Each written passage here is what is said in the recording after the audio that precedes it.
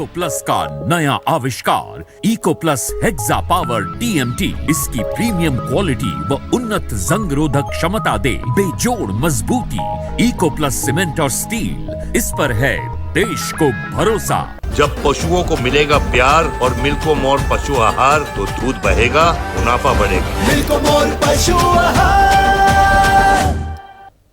खुदी को आजमाया है तो ये अंदाज आया। तुम में भी मैं हूँ शुद्ध प्लस पान मसाला। नमस्कार, आप देख रहे हैं लोकमंच न्यूज और मैं आपके साथ प्रियंका राजपूत। खबरों की शुरुआत करेंगे और सबसे पहले बात करेंगे अयोध्या की। जीआईसी मतगणना स्थल पर सैकड़ों की संख्या में सपा कार्यकर्ताओं के पहुंचने की खबर सामने आई।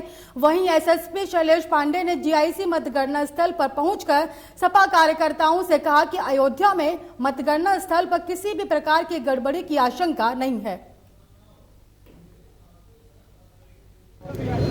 विभिन्न जगहों पे जिस तरह पे अफवाह फैली थी, उस अफवाह से आशंकित होकर एक पॉलिटिकल पार्टी के कुछ प्रत्याशी यहाँ आए थे और उन्होंने जाकर जो अपने उनके प्रतिनिधि यहाँ पे 24 घंटे निगरानी कर रहे हैं उनसे बात की, उनके साथ देखा। वहाँ पे सभी लोग पूरी तरह से संतुष्ट हैं। अभी आप लोगों के समक्ष भी उन्होंने कहा, उनके आने के चलते उनके कुछ समर्थक भी यहाँ पर आ गए थे। अब बात करेंगे अलीगढ़ की। अलीगढ़ के थाना मडराग क्षेत्र के गांव मंदिर नगला निवासी गबरू सिंह की बेटी की शादी मईनाथ थाना मडराग क्षेत्र में की गई थी और पूरी रात रीति रिवाज के साथ शादी की रस्में पूरी की गई और सुबह जब विदा का समय हुआ तो गांव के ही 4 लोगों ने गाड़ी का पीछा करते हुए लड़की के गांव के बाहर ही उसे घेर लिया और रास्ते में अंगूठी लेकर भाग गए। वहीं गांव वालों की मदद से गांव के बाहर 2 लड़कों को पकड़ लिया गया और पुलिस के हवाले कर दिया। बताया जा रहा है कि लड़के का प्रेम प्रसंग का मामला है। वहीं मोटरसाइकिल भी चोरी की गई।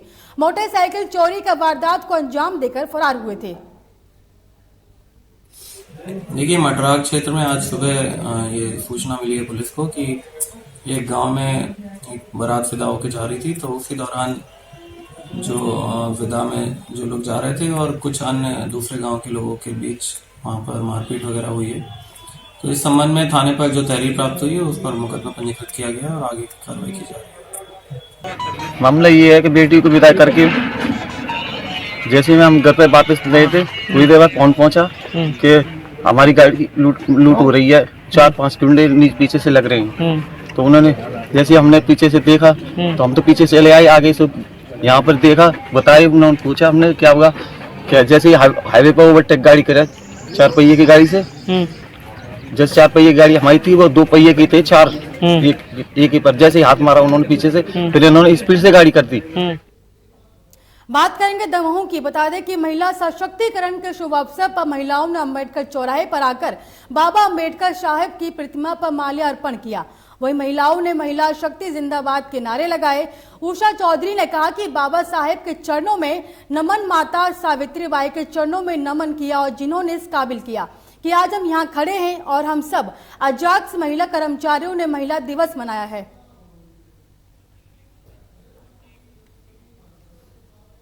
खबरों में आगे बढ़ेंगे, बात करेंगे ग्वालियर की। ग्वालियर में आज कलेक्टर जन सुनवाई में एक व्यक्ति ने अपने साथ हुई धोखाधड़ी की शिकायत ग्वालियर कलेक्टर से की। फरियादी सोमेश्वर भदौरिया ने बताया कि मेरे दोस्त अमित यादव और उनकी पत्नी राखी यादव ने एक मुख्तियारनामा डॉक्टर कृष्ण गोपाल शर्मा और उनके पुत्र अनुभव शर्मा और उनकी बहू भावना शर्मा, जिसने 80 लाख रुपए के जमीन खरीदने को लेकर दिलवा दिया और आज तक ना तो वो लोगों द्वारा ना तो जमीन दिलाई गई और ना ही मेरे द्वारा दी गई रकम मुझे लौटाई गई है। जब भी मैं उनको फोन पर संपर्क करना चाहता हूं तो मेरा फोन नहीं उठाते हैं। कृपया मुझे न्याय दिलाएं।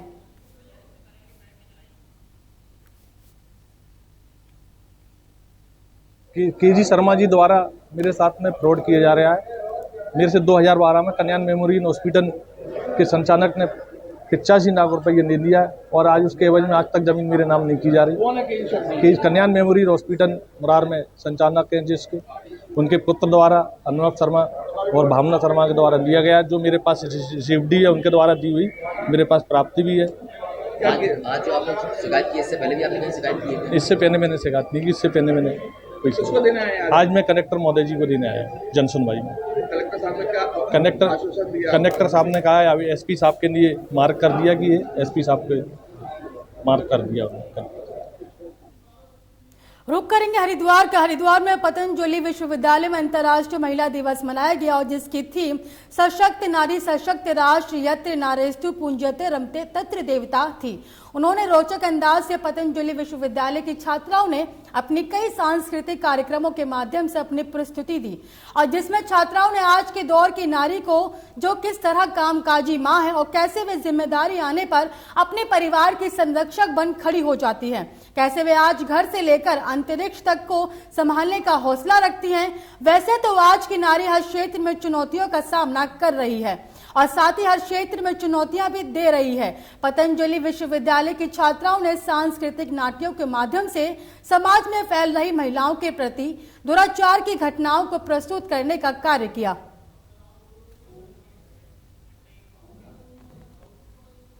हरिद्वार जिलाधिकारी और जिला निर्वाचन अधिकारी विनय शंकर पांडे ने मंगलवार को एचआरडीए के सभागार में मीडिया प्रतिनिधियों से विधानसभा सामान्य निर्वाचन 2022 की मतगणना के संबंध में वार्ता की। विनय शंकर पांडे ने बताया कि मतगणना आगामी 10 मार्च को 8 बजे से प्रारंभ होगी। शुरुआत में पोस्टल बैलेट की मतगणना की जाएगी और प्रक्रिया अनवरत चलती रहेगी। 8:30 बजे से ईवीएम की मतगणना प्रारंभ कर दी जाएगी। उन्होंने आगे बताया कि 11 विधानसभाओं में कितने राउंड की मतगणना होगी और इसके बारे में विस्तृत जानकारी दी। जैसे ही हमारे यहाँ 8 जनवरी को ये घोषणा हुई थी, निर्वाचन का प्रोग्राम आया था, उसके 2-3 दिन बाद ही हम लोगों ने धारा 144 लगा दी थी जो 15 मार्च तक लागू है और वह अभी भी 15 मार्च तक लागू रहेगी। किसी भी प्रकार के विजय जुलूस पर माननीय निर्वाचन आयोग ने बहुत ही सख्त प्रतिबंध लगा रखे हैं। तो अगर कोई इसका उल्लंघन करता है तो उसमें 2 व्यवस्थाएं हैं। एक तो पुलिस बल, हमारे जो मजिस्ट्रेट्स के जरिए उनको तत्काल रोका जाएगा कि आप ऐसा नहीं कर सकते हैं। लालकुआं में एग्जिट पोल पर खुशी जताते हुए कांग्रेस के वरिष्ठ नेता और पूर्व दर्जा मंत्री गोपाल रावत का कहना है कि रुझान कांग्रेस के पक्ष में आए हैं, लेकिन पार्टी को अनुमानों से ज्यादा सीटें मिलेंगी। उन्होंने कहा कि बीजेपी चाहे तो एग्जिट पोल की आंकड़े देखकर अभी खुश हो सकती है, लेकिन 10 मार्च को मतगणना के बाद कांग्रेस ही विधानसभा में बहुमत में खड़ी दिखाई देगी। यहां आयोजित प्रेस वार्ता में वरिष्ठ कांग्रेस नेता और पूर्व दर्जा राज्य मंत्री गोपाल रावत ने कहा कि एग्जिट पोल तो एग्जिट पोल ही होता है, हमें जनता के मन भावनाओं और रुझान का बेहतर पता है। जनता ने इस बार परिवर्तन और कांग्रेस के लिए वोटिंग की है। 10 मार्च को जो नतीजे आएंगे वो कांग्रेस पार्टी के दावे के अनुरूप ही होंगे। उन्होंने कहा कि कांग्रेस पार्टी सरकार बनाने जा रही है। उन्होंने ये भी दावा किया कि वे 45 से 48 सीटें मिलेंगी और नतीजे आने के बाद हरीश रावत ही मुख्यमंत्री का चेहरा होंगे।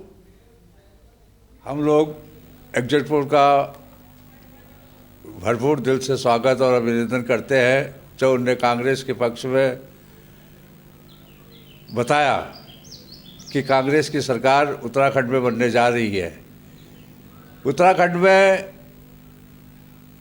सरकार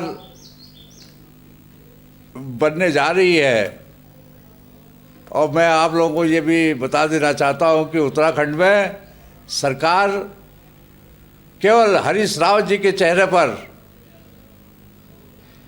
मतदान हुआ है। पूरे उत्तराखंड के अंदर उनके चेहरे को देखते हुए लालकुएं में तो विजय हुए। फिलहाल मुझे दीजिए इजाजत और देखते रहिए लोकमंच न्यूज।